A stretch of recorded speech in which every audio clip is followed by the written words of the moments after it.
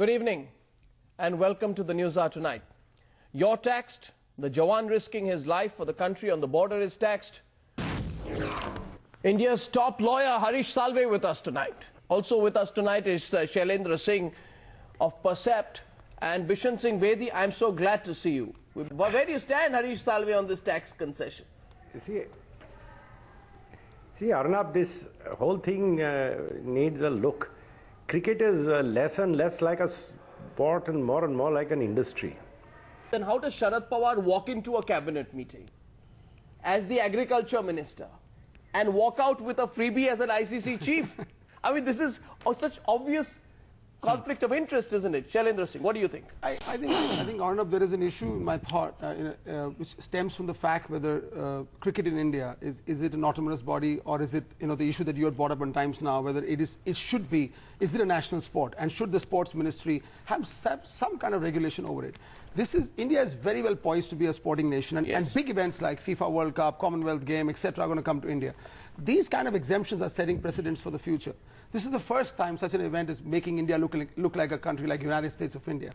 Great moment, but these tax exemptions, I mean, like Mr. Salve correctly said, are they going to make any difference to Indian sports, Indian cricket? If not, what is the sense in actually plowing this money back into world cricket? And especially when 90% of the money in cricket comes from India through sponsorships or broadcast rights. Yes. So I mean, what is the sense in this? I mean, I understand that this money goes to BCCI or goes to the sports ministry, but to ICC, world cricket? Estimates are like this. I want to share. Estimates are like this, Bishan Singh Bedi. 1,476 crore is ICC's projected revenue. Their profit is 166 or 905 crores. The cost is 571 Arnab, will you file a PIL? I'll appear for you. Pardon me? We'll challenge this bloody exemption. No, but I am today saying there's no point going into the nitty-gritties. The judgment is done, decision is done. We have given them the tax. It's the government's decision, right? It cannot be withdrawn. It's the government's decision. It's the government's decision. Yes. So what can be done? It's subject to judicial review. Subject to judicial review? Judicial review? Do you think the government's going to rethink it?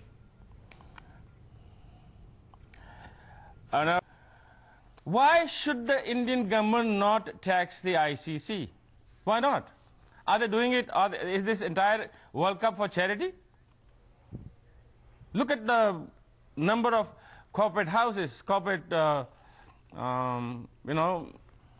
invaders into the BCCI. And I personally feel it's about time that some kind of a voice, collective voice, against this kind of insurgency. You had this situation, Shailendra. Yesterday they get the tax concession in the cabinet meeting. I understand. And today they tell all of India that, sorry, you can't watch Dhoni's news conference because, we feel it's commercial exploitation. I mean, they're going to say that Times Now putting Dhoni's news conference is commercial exploitation. I think it's a national responsibility. I think, BCCI has had a strong, long phase of 3 years of inconsistency and lack of transparency. That's been sort of the DNA in BCCI for some strange reason. I think this was a fantastic opportunity, and World Cup, host nation, and we are in the finals. Also, Arnab, important that these precedents are sorted out. I mean, of course, the government had made a decision. There must be some valid reason behind it, but questionable. The fact is that 2012 is the Olympic year. This is particularly the time where I think the government needs to plow back every possible resource in all other disciplines of sport. And now that the fact that cricket has reached such a huge level of commercialization, from ticketing to sponsorship, why not create a method whereby the money from cricket could actually go to other disciplines? No, my argument is very simple. It's the Indian viewer, isn't it, Bishan Singh Bedi? It's the Indian viewer who is responsible for ICC's coffers overflowing. I mean, 80% of the revenues of the ICC are coming from, India, from Indian companies. All the commercial partners' operations in India, and therefore coming from the Indian population. I think, Mr. Bedi, maybe this particular tax exemption is a goodwill gesture for the fact that India finally has got something to smile about. But what goodwill gesture? But honestly, now that the government is taking this step, I think it's only in large interest of ICC to actually return this money. Quite honestly, it doesn't make any sense. No, one second. If the ICC argues... We've got something to smile after such a long time. Even for that we have to pay. Exactly, that's what I'm saying. Thank you very much, gentlemen.